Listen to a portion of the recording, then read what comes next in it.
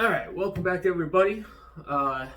Thanks for checking out this video. Today I'm going to talk a little bit about what was going on in my last video and why I chose the settings I chose.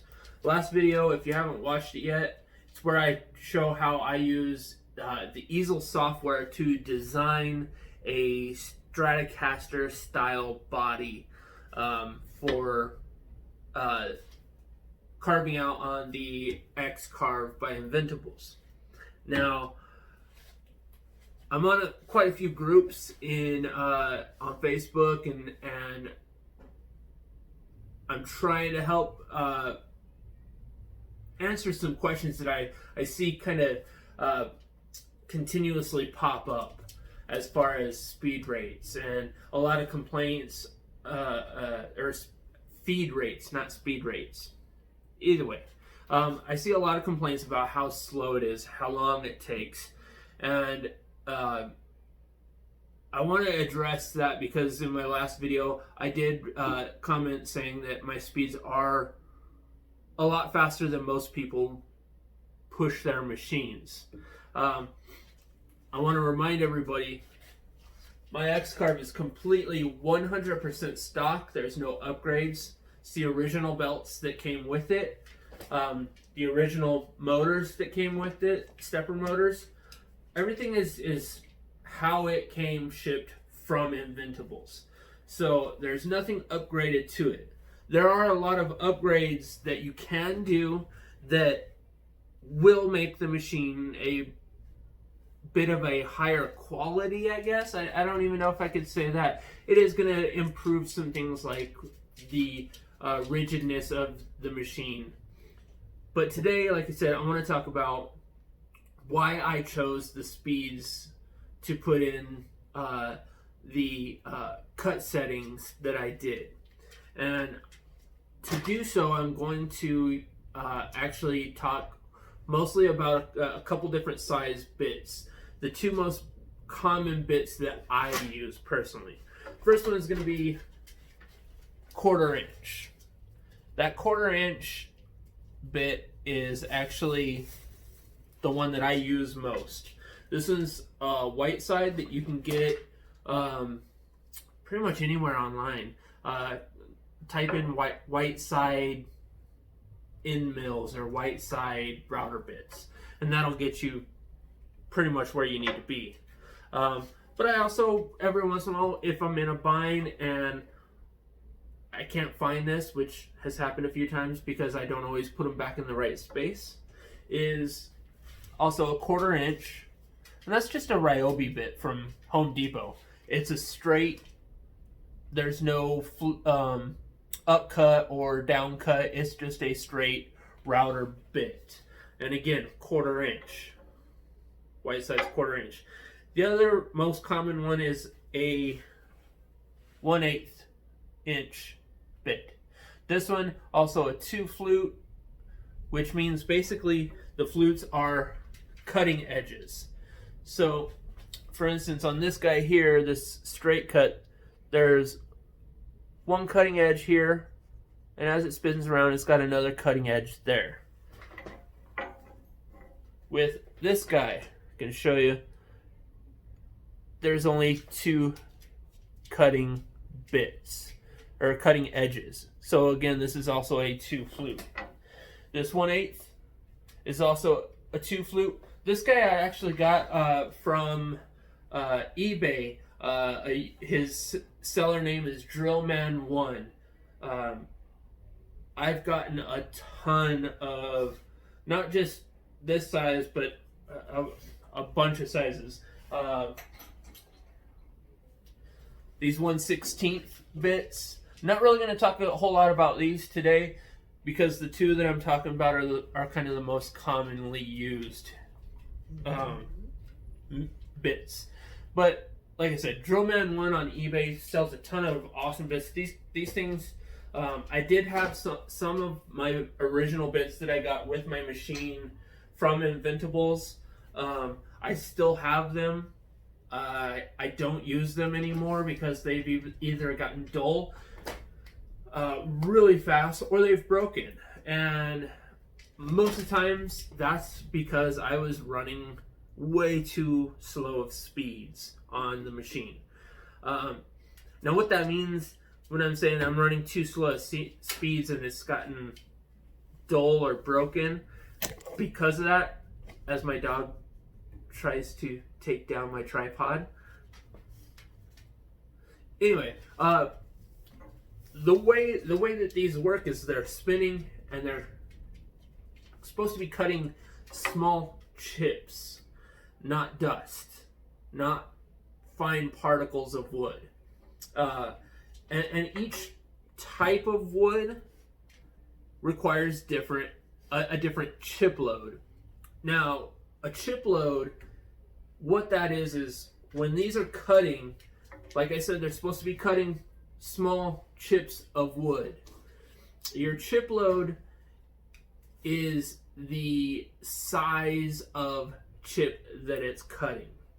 Now, I'm going to show you guys something on the computer real quick that I have started using and absolutely love it. It's a chip load calculator, and it also has a kind of conversion table. So let me show you guys that, and I'll explain a little bit more of what I'm talking about. Alright, I will leave a link to this in the description below, but this is a chip load calculator that I've been using quite a lot recently. This chart up above gives you everything from your tool diameter of 1 1/8 inch up to a 1/2 inch and up, but I'm going to focus right now on the 1/4 inch. I'm going to change my speed right here, my RPMs, to 16,000. The X-Carve uses a DeWalt 611 router, so a speed 1 is about 16,000. I think it's like 16,040, something weird like that. Anyways, we're going to change or leave the number of flutes to 2 and change my feed rate to 275, which is what I said in my last video. And you can see it changes the chip load to 0.009, which is the beginning of what a hardwood chip load should be. Now, if you go down and start changing your feed rate, you can see that each time you change it, it's going to change. Now this chip load is changed now to 0.001, which is the starting recommendation of a chip load for softer woods, like pine and things of that, wood of that nature, a softer wood. 340 is where that 0.011 starts, and for softer wood, for things like signs and things of that nature, you will be able to run it at 340. That's going to keep your bit from getting hot. It's going to keep your bit from creating dust, and it'll make sure that your chips are 0.011. Now, if you have a higher number of flutes, like a 3 flute, you would have to run your machine a lot faster. Like a lot faster. 550 inches per minute. On a X-Carve, I don't recommend a stock X-Carve running that fast. That's way too fast. Some people say, oh, well, turn your speed up and you can do it better. Well, that's not necessarily the case. Turning your speed up, you're going to actually have to run your machine even faster because it will have to run faster to create the size chip that you need. Not a good recommendation. Keep your speed on 1, and there's going to be a lot of things happening. You're not going to run through your brushes as fast, and your bits aren't going to get as hot from running too slow of speeds, as long as your speeds are where they should be. So, like I said, I'll leave a link to this below, and we will move on to checking out the 1/8 inch bit.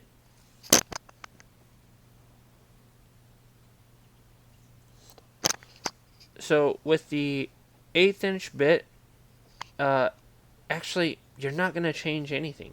It's going to be the exact same idea. The only thing that's going to change is the chip load or the chip size.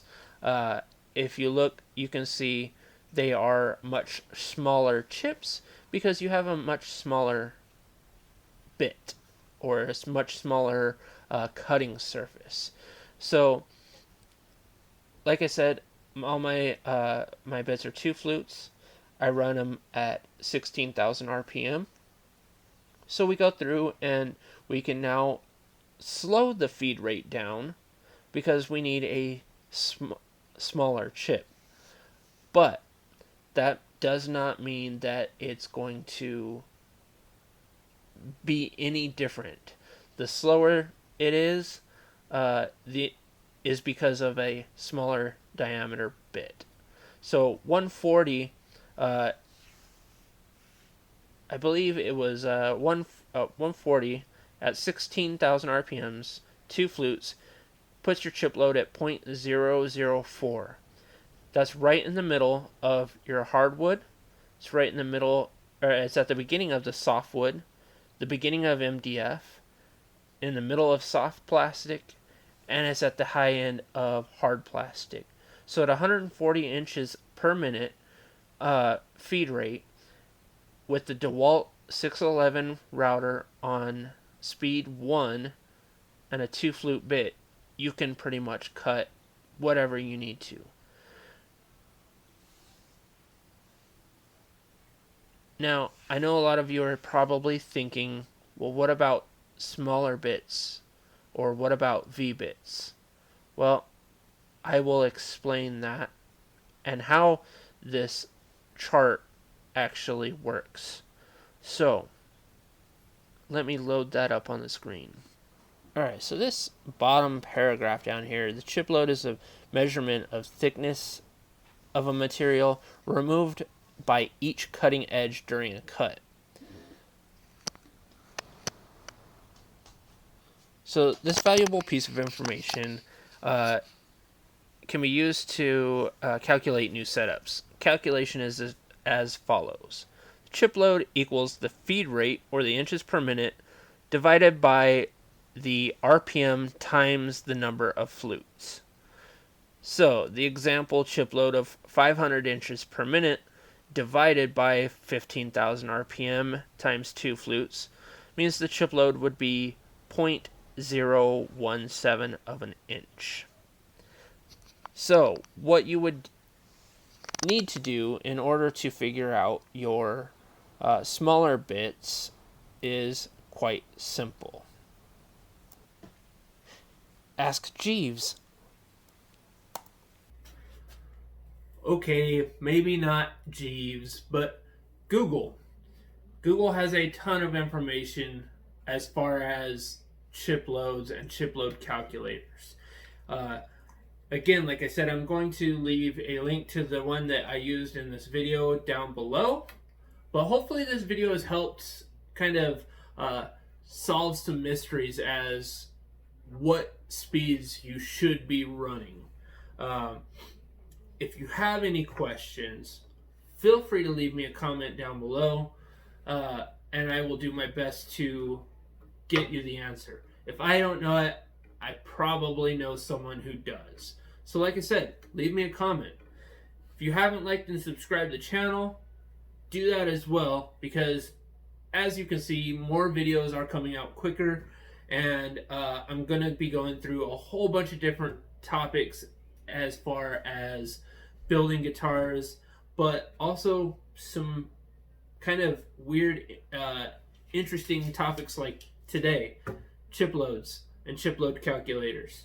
So thanks a lot for checking out the video, and make sure you go back and watch some of the older videos, and like and subscribe and click that bell notification, because you'll want to see what's coming next. I'm sure. Hopefully. Maybe. Yes, you will, because it's going to be awesome. Alright, thanks guys. See ya.